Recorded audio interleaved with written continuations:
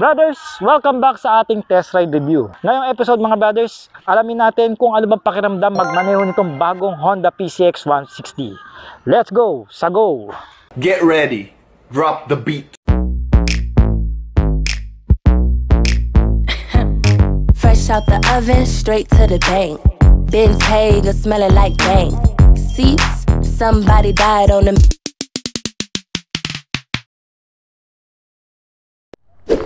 So mga brothers, bago natin sakyan itong Honda PCX 160, magkaroon muna tayo ng quick walk around para sa mga walang idea natin ng brothers on the wheels kung ano yung kanyang specs and features. Alright, so isa itong maxi scoot mga brothers, and sa apat na 160cc model ng Honda, ito yung pinaka gusto ko. No, well, kanya-kanya naman tayong trip kung ano yung gusto nyo doon sa apat kung ADB ba kayo, itong PCX, yung Click 160 at saka yung Airblade. Pero for me, ito talaga yung pinaka gusto ko sa apat na magkakapatid. Since kaya ako tinawag na apat na magkakapatid mga brothers, dahil iisang makina lang ang kanilang pinagmulan, no? So meron nga pala itong 157cc pagdating sa kanyang makina mga brad.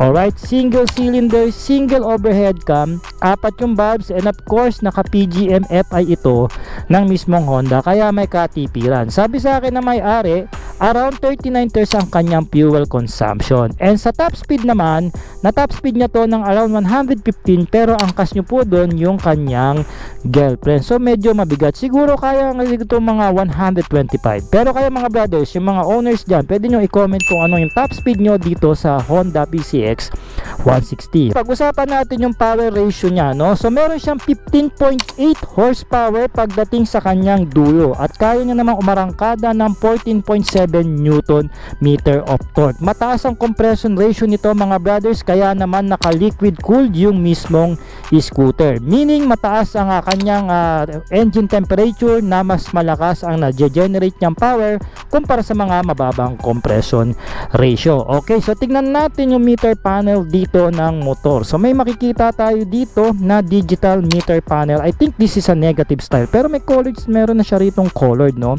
So meron tayong kilometers per hour dito. Ito yung cutting clock. Ayan. So ito yung ating average fuel consumption. Ayan, nasa 39.4 siya ngayon. Pero sabi niya napataas niya ito ng 40. So meron itong tinakbo na around 6,400. Alright. So ito yung left and right natin, no? And then meron tayong battery indicators dito, engine temperature, engine check, yung stop start system natin, dahil meron pa itong stop start. Ngayon naka-off siya para hindi siya namamatay. Yung high beam indicator natin, and then meron tayo itong select and set. Pagdating naman dito sa handlebar, ito yung isa sa pinaka gusto kong parte nitong PCX, dahil dito talaga nagmumula yung pagka-elegante ng motor, no? So nandito yung original approach ng switches ng Honda. Quality po yung mga switch na nilalagay nila. Meron tayong left and right. Yung horn, check natin, malakas na kahit wag na kayo magpalit. Yung low beam, yung high beam niya. Wala siyang flasher, pero maganda naman ang kanyang brake lever. Wala ata siyang park lock. O wala nga siya, no? Okay, handle grip sakto para sa isang large na kamay. At ang gusto ko pa rito kay PCX, baka yung kanyang end bar, no? Pagdating sa baba, makikita natin yung setup ng kanyang smart key system. So naka wireless na po ito. So pihit-pihit na lang tayo rito, may start na natin yung scooter. Meron tayo rito ng lug compartment. Dito ko na nilagay yung susi, at good thing nandito na yung ating USB charging port. Ayan. So pag binuksan naman natin dito, nilipat natin sa seats and fuel, makikita na natin pwede na tayo mag-open dito ng fuel. Ayan. Okay. So meron nga pala itong tank capacity na 8 liters mga brothers. Ang gusto ko pa rito, may lagayan ka ng tank cap, so wala nang kahasel-hasel pagka ikaw nagpapagasolina. So sara na natin. Okay. Ayan, so meron tayong option dito pagdating sa floorboard. Nandito yung standard position natin, and then kung gusto natin ng put forward o yung sinasabi nating cruising. Okay, maganda ang pinaka foaming ng ating upuan dito, malapad, kaya kahit anong laki ng wepax nyo rito kayang accommodate nitong PCX 160. So pag binuksan natin yung kanyang U-box, yan, napakalaki mga brothers. I think kakasya rito dalawang helmet, basta mga half face, no? Pero kung full face siguro isa lang. Nasa 30 liters ang kanyang capacity. Ayan, at ang gusto ko rito, nag-hold yung upuan, 'di ba? Kaysa sa iba. Ayan, oh, pwedeng ganito, pwedeng mas mataas. Bibilan nyo na rin ng assist lamp to, at mga kung ano-ano accessories dito, para meron pa kayong paglagyan. And sabi sa akin, provision na nga daw ito lagyan ng top box dahil pag tinanggal mo daw to, pwede ka na rito maglagay ng pinaka bracket and then pwede mo na lagyan ng top box. Okay, going dito sa harapan mga brothers, meron tayo ritong non-adjustable windscreen. Napakaganda niyan. Yan, smoke block yan. At meron tayong logo ng Honda dito. Ito daw, sabi sa akin ni Allen, ito daw is PCX ang meaning niyan. Alright, so dito makikita na natin yung fully assembly ng headlight ng PCX. Napakaganda, isa ito sa nagbibigay elegante sa motor na ito, no? So meron tayo ritong LED headlamp. Ito na yung modernized ngayon, yung hindi mo kita yung bumbilya, no? Alright, and then meron tayo ritong daytime running lights. Ayan, at ang ating turn signal lights nandito.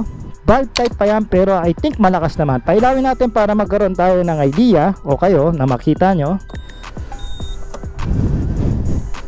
So ganyan ang itsura nya. May hazard switch nga pala to, by the way. Ayan o, diba? So ito yung low beam. Tapos pag high beam natin, iilaw na siya lahat. Nandun sa gitna yung high beam. So pag pumunta tayo sa likod, ito yung kanyang LED na taillight. O diba? Pakaganda. So dalawang layer po yan. Isang pababa at isang pataas. Okay, so ito yung mag high beam dyan pagka pinipreno nyo. Yung turn signal lights dito sa likod, LED na yan. Gustong gusto ko yung badge dito ng PCX mga brothers. Oh, premium na, diba?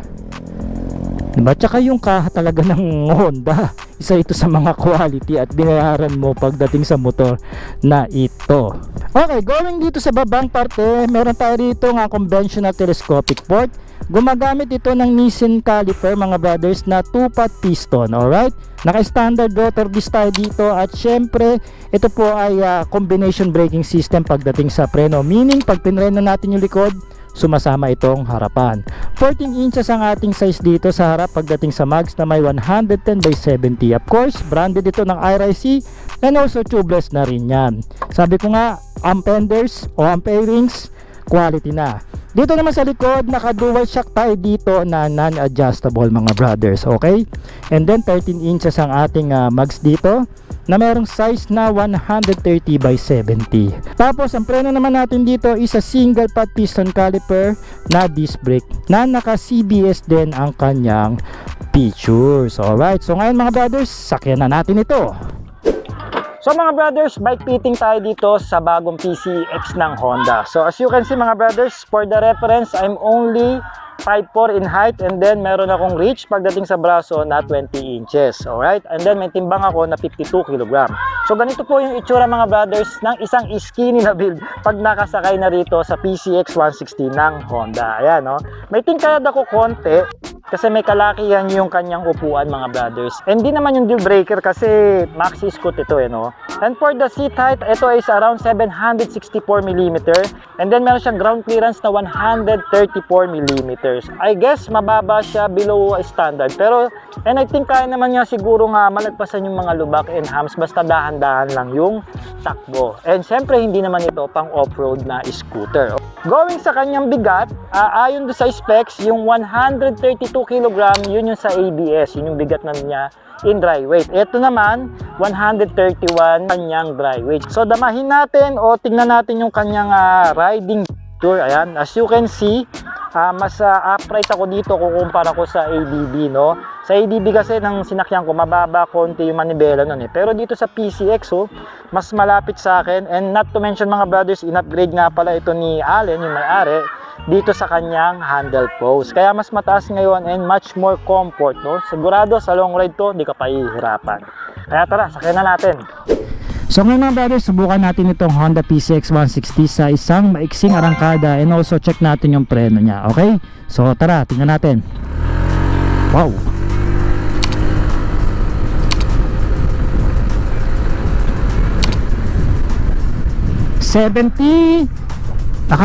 Yung torque niya nakakagulat. Nakakagulat. And also yung preno niya responsive, no? I can tell yung combination braking system, ang ganda ng timpla.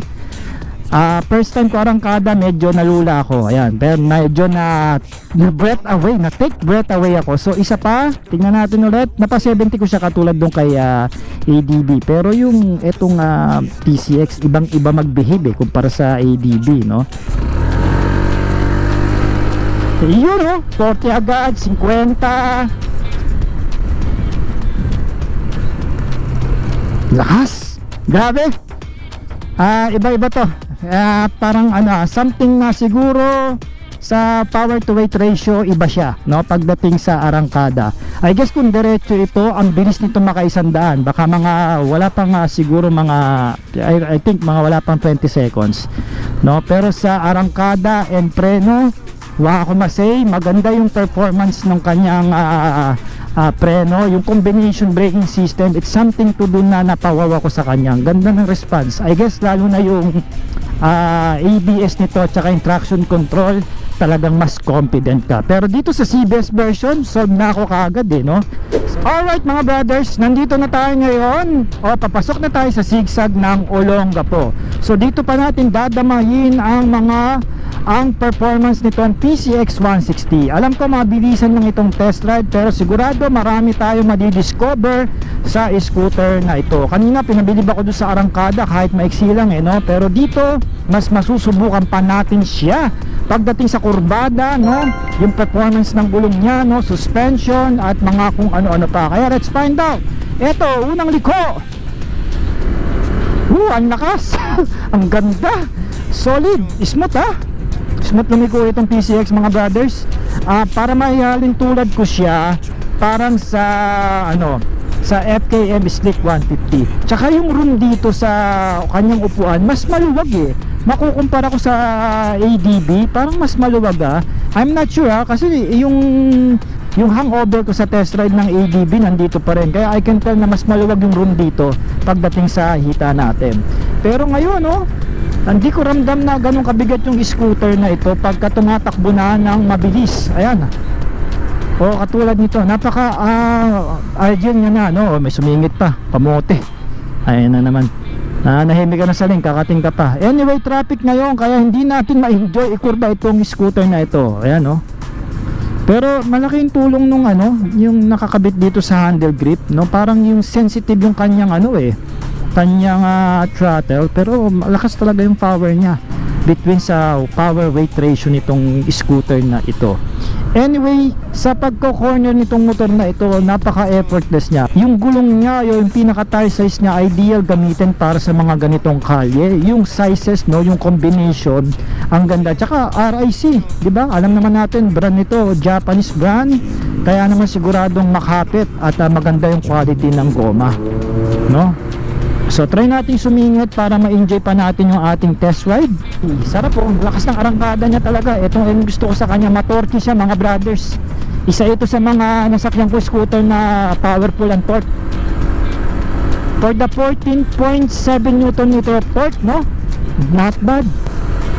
Tsaka dito sa amin mga brothers, yung zigzag dito papanik, tsaka pababa. Ito papanik tayo ngayon parang wala lang sa kanya maning-mani lang dito sa scooter na to. Siguro kung magwa-wonder kayo kung papanik ba to sa mga bagyo o sa mga matatarik na daanan katulad nito, papanik, wala, mamaniin lang itong PCX 160. Ganda, tsaka ang gaang niya. Para sa akin much more comfort itong PCX 160 kukumpara ko sa ADB kasi flat yung handlebar nun And then parehas pa sila ng setup ng riser, tinaasan. Pero mas gusto ko to, mas loose na loose yung aking braso. Tsaka pag binira mo talaga sa gasolina, mararamdaman mo yung punch ng power nyo. Dito may off-road dito, subukan natin siya, pero dahan-dahan lang mga brothers kasi naka street tire tayo, no? Suspension ang titignan natin dito. Okay, for the weight na 50 kg, maganda yung pinakikita ng performance nitong scooter. Kasi magaang lang ako mga brothers, kaya pag sumakay ako sa mga motor, talagang stiff yung nararamdaman ko. Pero dito sa PCX, binibigyan niya ako ng magandang performance pagdating sa suspension when it comes sa off-road. Siyempre, minsan hindi naman natin may iwasan na dumaan sa mga ditong klaseng lugar. Kaya siyempre, dapat damahin din natin para malaman natin ang performance nitong PCX. Maganda rin, parang hindi sila naglalayo ni ADB, no? Pero si ADB nakashowa yon. Siyempre mas lamang ang ng performance noon pagdating sa suspension kasi adventure yun Pero dito ayos Wa ako sa'yo, ganda ng performance, solid. Ayan ayan, medyo nag-i-step na tayo pero okay lang, no? Hindi sumasakit yung likod ko. Alam niyo naman mga brothers, meron akong lower back pain, pero dito ayos lang kayang-kaya i-manage, no? So dahan-dahan lang tayo, baka mabutas yung gulong, yari tayo sa may-ari. no? Pero for the off-road riding, goods na rin, no? Not bad. Pero syempre dahan-dahan ka lang kasi naka-mags to eh. At saka naka-straight tire to. Baka mapano yung gulong mo, no? So yun lang naman yung advice ko dito. Pero kung naka-rim to, nako, lalo nakakain to ng lubak. So ngayon mga brothers, balik tayo ulit para extend ang ating test ride review. Ayun, no? PCX na puti, oh. Di ba? Ang ganda, oh. So mga brothers, traffic situation, I guess hindi ako pahihirapan ng isang ito. Yun lang, wala akong masisingitan. Pero kung ganitong senaryo mga brothers, hindi naman siya mabigat dalhin. Nandun pa rin yung pagiging magaang niya, no? At pagka binababa ko naman yung paa ko, tingkayad ako dahil nakaupo ko dito sa dulo. Pero okay lang, magaang eh. Siguro kung may angkas kayo dito, alalay lang talaga. Baka kasi matumba kayo, depende sa bigat ng angkas nyo. Pero kung mag-isa kayo dito, hindi kayo mahihirapan. Yun lang, mahirap sumingit ngayon kasi may mga estudyante sa gilid dahil labasan ngayon dito sa amin. And for the traffic situation mga brothers, pasok din to, no? Kung sa mga cities, sa Manila nyo gagamitin, yung mga malalayong traffic, aba, ayos na ayos. Pero doon na, kumbaga, pagpigalang naman sa throttle, daan-daan na para hindi rin lumakas yung fuel consumption nyo sa scooter na ito. But again, performance niya sa traffic, wala rin akong say, napaka-solid niya. So mga brothers, nakita nyo na nga ang performance nitong PCX 160 ng Honda. Ngayon sa presyo, meron siyang cash price pag dito sa CBS is 134,000.